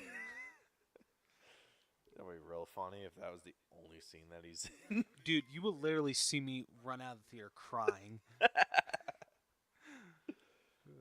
Yeah, from what we got from the trailer was just so cool. Really heartbreaking. Yeah. So number 2, The Lion King. The Lion King. What's yours? That did not make my top 2 or my Real- top 5. Really? Yeah, Oh shit. like I'm excited for it, but it didn't crack my top 5. Interesting. My number 2 is actually It, Chapter 2. Good choice. Good choice. That is my number 3. What they did with the first one, because we watched the original, didn't we? Yes, we did. I'm excited because of how well they did the child scenes. The child actors were amazing in this. They in were Chapter great. 1. They were so great. But I'm excited to see what they do with the adults, I am too. I'm extremely excited. and I'm super excited for Skarsgård to come back I as cannot wait to see him back Pennywise. as I hope so he's great. even scarier, dude. Me too. I hope Me too. I kind of we're not taking Bronson to see this movie No, we're not. because they freaking scared me more than the damn movie did. Except for the projector scene. That thing just scared the Oh, living that scared the bejesus out of shit me. out of me. Oh my gosh. Yeah, I was like, Ooh, I jumped so damn high. all right, so your number 3 was It. Chapter 2. So my number 3 is Captain Marvel. Ooh, okay. You're And gonna hate me, but that actually didn't make my top 5. what? I know. I'm sorry. Yeah, that's fine. The last trailer sold it for me. Yeah. How cool she looked. And oh, I love how her power set looks. I love how her helmet looks. Everything does look great. I'll fully admit that. Yeah. So I'm excited. I can't wait to see what Brie Larson brings to this character. Yeah, I'm excited for that too. And I kind of want to, just because I'm going to be sad that Chris Evans and Robert Downey aren't in charge of the Don't bring it Avengers again. up, don't But I'm bring it excited to up. see how she's going to be as the person in charge. It's gonna be interesting to see how they handle it. I'm really interested to see what they do for the end credit scene, Yeah. because right Do you after kind of want like what 2 they months did with- after it's Endgame. That's true. Do you kind of want like what they did with Thor Ragnarok, where it was kind of a tease for Infinity War, to where like Thanos' ship popped up in front of them? Do you kind of want that kind of tease, that like literally you could watch Ragnarok and Infinity War back to back, and it could be like not like one movie, You but know what I'm afraid we're going to get? what? I think we're just gonna get her fighting some people in modern day, and then her pager goes off, and then it ends. Yeah. That will I'm calling destroy it. me. I'm calling it. Yeah, that's probably what it's gonna be. All right, number 4. Number 4 is Spider-Man: Far From Home. That Just- actually didn't make my top 5 either. Okay, what the hell, dude? Yeah, I Captain know. Marvel makes your top 5, but Spider-Man doesn't? I know. I It's mean, because I haven't yeah, seen that's anything. fair. That's fair. But it's Tom Holland back as Spidey, and I think it's the same director, isn't it? I think Spider- so. So I really enjoyed Spider-Man: Homecoming. Like I loved it, absolutely loved it. So I'm like stoked to see what they do with the sequel, and I can't wait to see Jake Gyllenhaal as Mysterio. Yeah. I'm super excited to see him. His suit looks so badass. It does. It's perfect. It reminds me of how he looked in the game that I play on my phone, Avengers Academy. Yeah. I unlocked Mysterio, and he has his top suit is one that I unlocked, and it looks damn near exactly like how Jake Gyllenhaal's looks, and it looks super good. The only thing I want to see the fishbowl. He has to have the fishbowl, at least for a small part. Breathe. Take a soothing breath. It's all right. All It's right. all right. So my number 4 is Glass. After seeing Split, I'm super excited for Glass. Yeah, I'm pretty excited for that too. It didn't make my top 5, but I'm still very excited for that one. Yeah. Before that one comes out, Brielle and I are going to try watching Unbreakable and Ooh. Split before we go Good see idea. that, Good idea. just I so we should get the probably do that. full effect of it all. Because I've never seen Unbreakable. I haven't either. I've only seen Split. That's it. And then our last one, number 5. My number 5 is Star Wars Episode 9. Now, I know The Last Jedi is What? a complete piece of... but I'm going to back myself up on this. Well, probably not for other people, but for me. Yes, The Last Jedi was absolute shit. I hate that Ryan Johnson touched that damn movie. But what gives me reassurance is one, J.J. Abrams is coming back, which thank goodness, because I loved what he brought to Episode 7. And Episode 7 is my favorite Star Wars movie, like I've said before. And I believe that it takes place I think a year after Episode 8, so it kind of has time to wipe the slate clean of what was wrong with Episode 8 and say oh, this happened, this happened, this happened. Yeah, we're sorry that this happened, but we totally retcon that or something like that. I don't know, because I love the new characters like Rey, Kylo Ren, Finn. I hate Rose. I don't hate the actress. I hate the character. She's poorly written. But I'm excited to see where J.J. Abrams can take these characters again. So that's why Episode 9 is in my top 5. That's fair. So my number 5 is Shazam. Ooh. I'm super excited to see, especially after Aquaman, and the lighter tone that they kind of took with Aquaman. They didn't go so dark, and I'm excited to see them do that again with Shazam. I think Zachary Levi does a really good job at playing He does. from what we've seen. Yeah. The only thing that I'm not completely buying is the Billy Batson to Shazam, because it's the same person, same personality, Yeah. but Billy Batson seems to be a little bit more mature than Shazam. Yeah. So I would agree with that. I don't know how well that's going to fit, but I love the suit, and I love Zachary Levi. So I'm excited to see what he does. Good choices. All right, now time for our honorable mentions. So you want to take this one first? Yeah. So are we naming 5 honorable mentions or? Yeah. All right. So my first honorable mention is Toy Story 4. The teaser trailer did not sell me. Either Really. of them? The first one kind of did. The second one with Key and Peele, I'm like, I don't know how I feel about that in a Toy Story movie.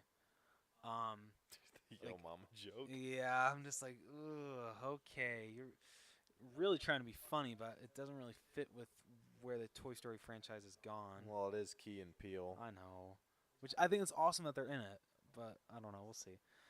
But Toy Story 3 ended so well, but it's just gonna be nice to see like the gang back together again because I don't know, like I don't have high hopes for it, but like I'll still be there opening night to see it. So I'm afraid that one didn't make any of my honorable mentions. I completely understand why. I understand. Because I feel so strongly that it should have ended at 3. It really should have. It was the perfect ending. Yeah, like how do you top that? You can't.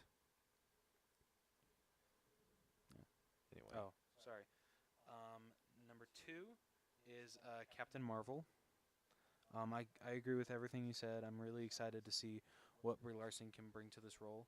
I'm just like not like as excited as you are. I'm sorry. No, I get it. But I'll I still know a bit more about Captain Marvel than Yeah, you do, that's and true. I think that's one of the biggest selling things for me. yeah.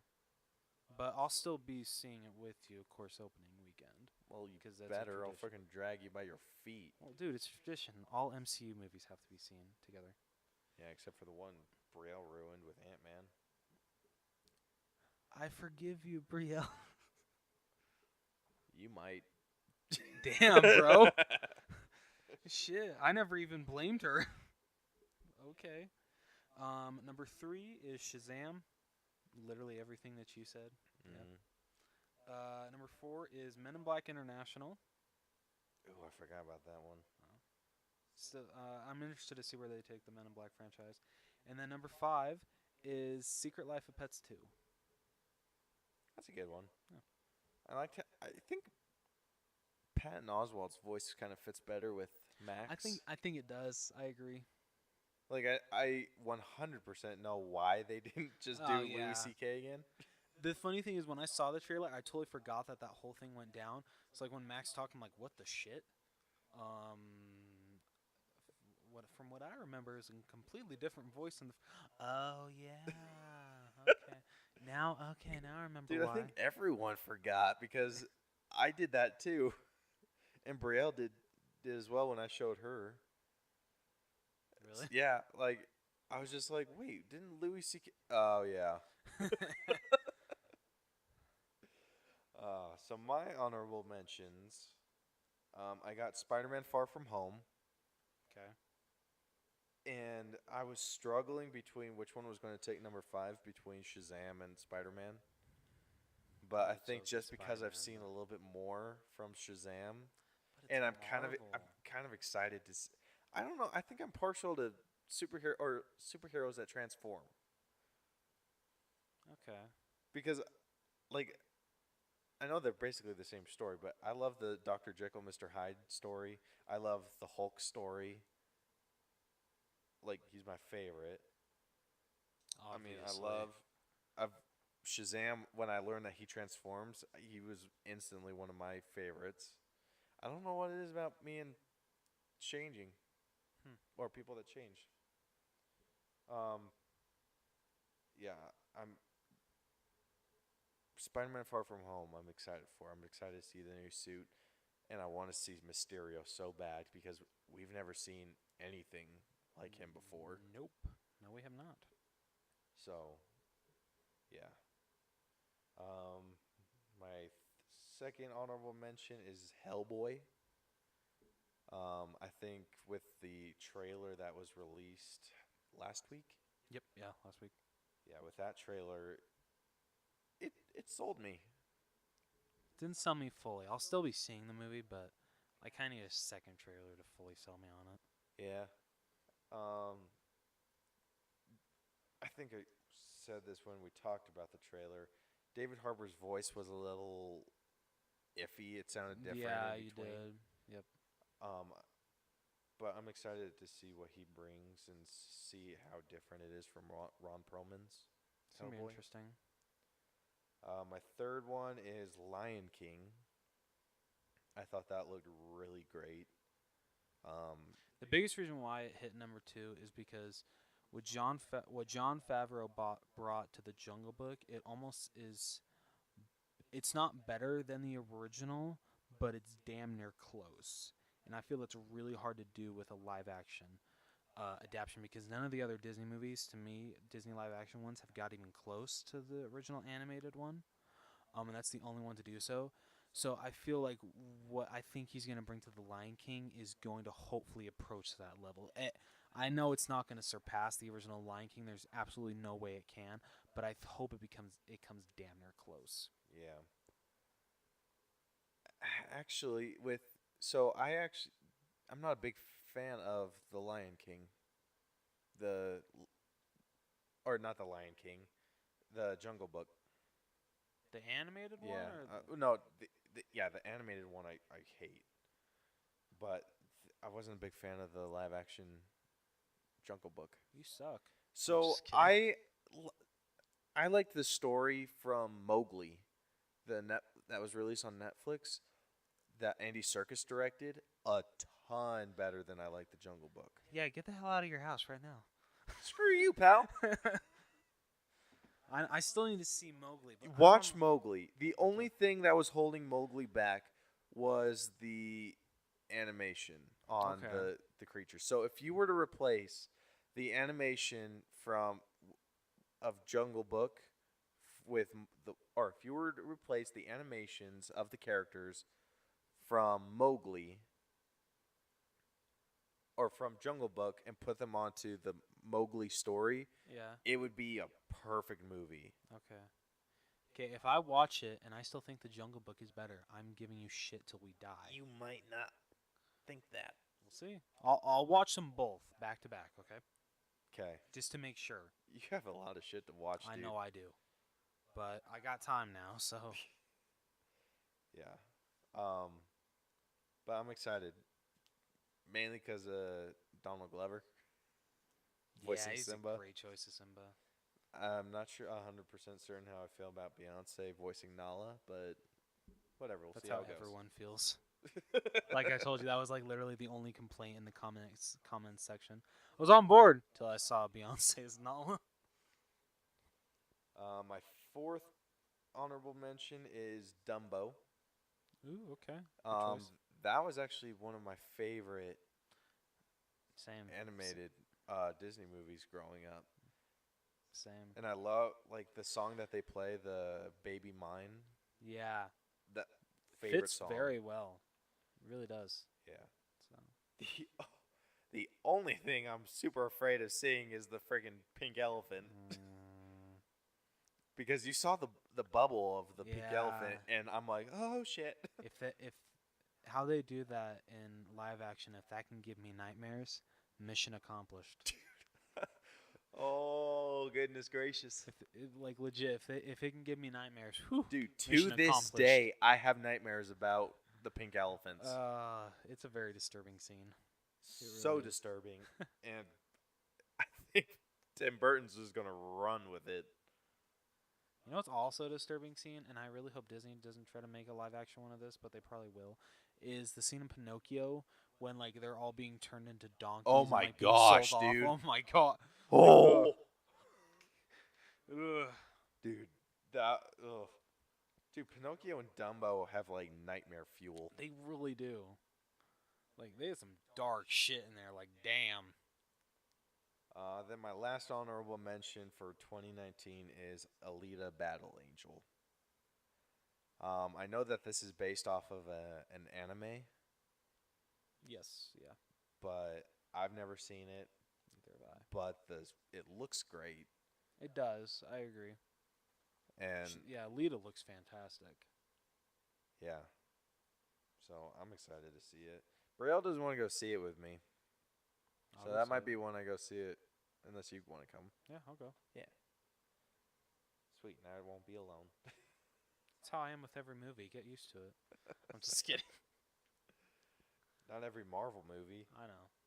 Usually when I say oh yeah, I always go alone. That's my choice. So.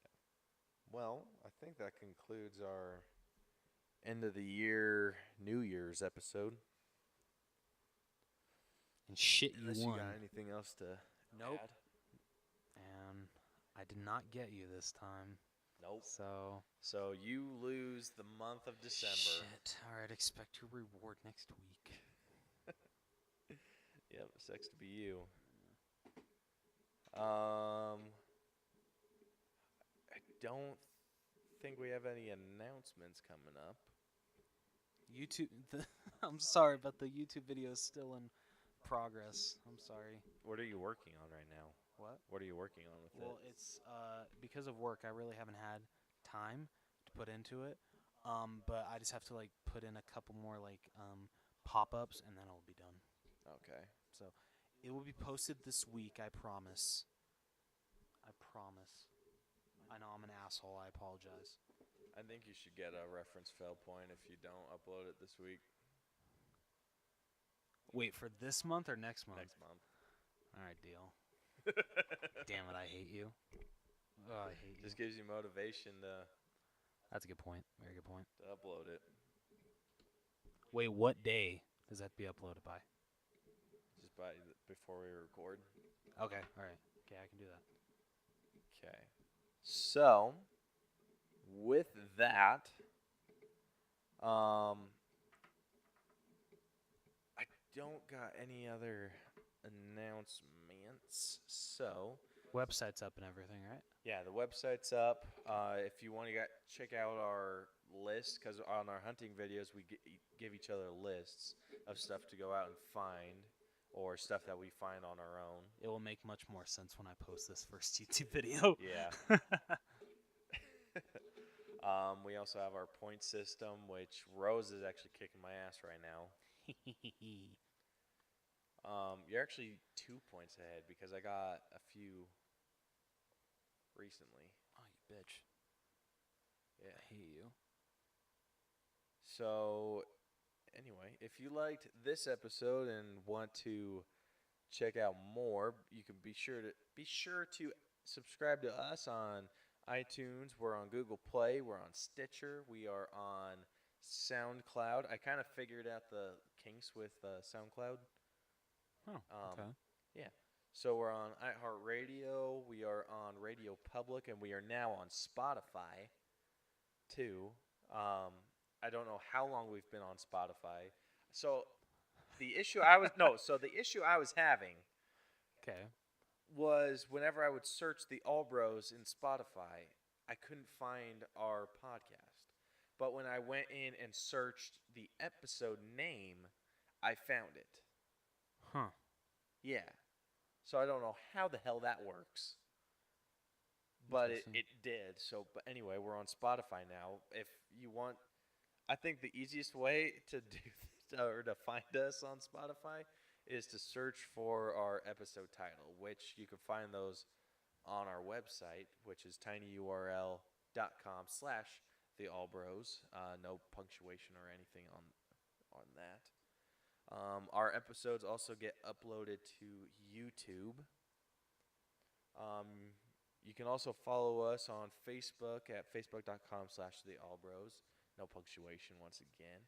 Or you can follow us on Twitter at theallbros.